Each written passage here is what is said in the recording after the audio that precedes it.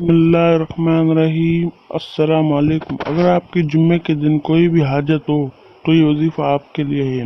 हाजत के पूरी होने का मुजरब वजीफ़ा।